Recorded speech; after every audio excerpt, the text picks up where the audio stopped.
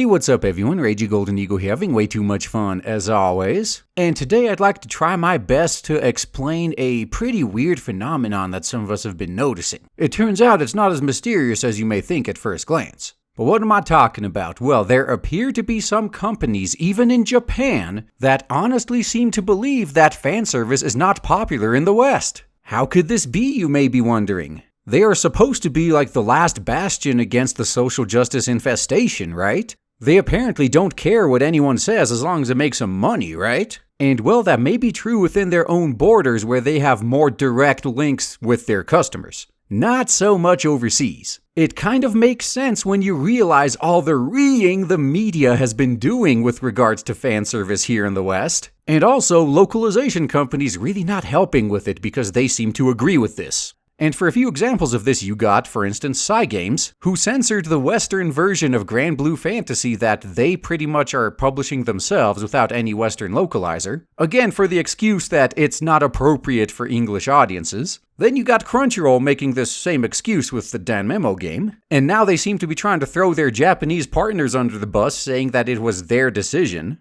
And for what it's worth, despite the fact that Crunchyroll lied about the censorship in general, I don't disbelieve them on that because, again, there's history. And these aren't even the only examples, just check the comments section. Every time I talk about something like this, I got at least 5 or 6 people bringing up things that I forgot. And let me say this again, it actually kind of makes sense why they'd do this and why they'd think this way. If their only window into the Western market is the Western media and the localizers they work with. And you may be thinking, oh, but money talks, right? Yeah, it does. If they see the media constantly stirring up moral panics about every little thing, it's no surprise that some of these Japanese businessmen who have no clue what's going on here may think, oh, this game is selling pretty well, but given all the spurging out going on about it, it probably would have sold even better if we didn't make it so controversial. And the localizers they work with, again, don't help the matter. Especially if they're like Nintendo of America and they just want more censorship. I wouldn't put it above them to flat out lie. Oh, no, your game didn't fail in the West because we censored it. It failed because there's no market for this type of game over there. But that aside, lean in closer. I'm gonna tell all of you who love money a little secret. The media and the localizers do not speak for the consumers.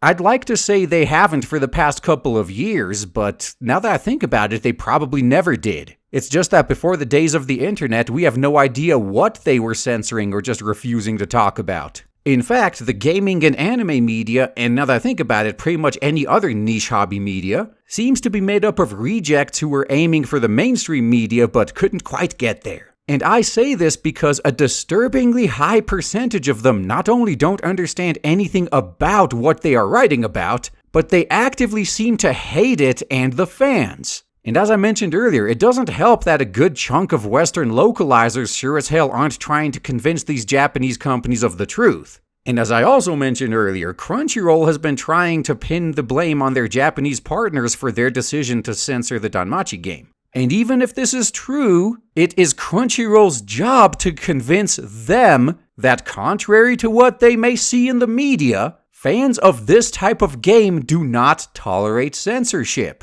And also, there is no wider audience for a game like that. There is absolutely nothing to gain by censoring that game. All you do is alienate your fans and you don't get anyone in to replace them. But I'd be willing to bet money that they didn't even try because deep down they agree with this kind of censorship. Maybe behind the scenes they're just like Nintendo of America and actively campaign to censor everything. So what do? When our own media and the localizers, and in some cases even our governments, are actively against us, what can we do to get the stuff we want other than just pirate everything in its uncensored glory? The answer is actually quite simple in theory anyway, though a lot harder in practice. At this point, we may be better off just skipping the West entirely and just trying to contact the Japanese companies directly and repeatedly telling them that we don't want censorship here. The problem with a lot of these Japanese companies is a lot of them live a few decades in the past and assume that the media over here actually speaks for the consumers.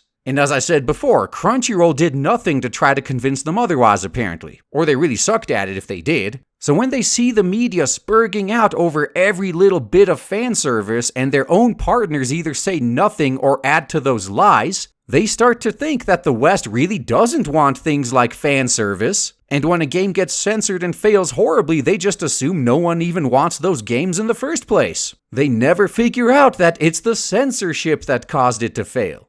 So why don't we just mimic the media? Since these companies clearly react to mass spurging out, the solution seems to be for us to raise a much bigger stink if they do censor something than our enemies do when they don't censor. With one key difference between us and them. Unlike them, we actually have an economic impact on the final product. They've never been customers and they never will be. Us, on the other hand, we're the ones keeping them afloat. So the sooner we lay down the law using our wallets as a weapon, the better. And that's all I gotta say, guys. Thanks for listening.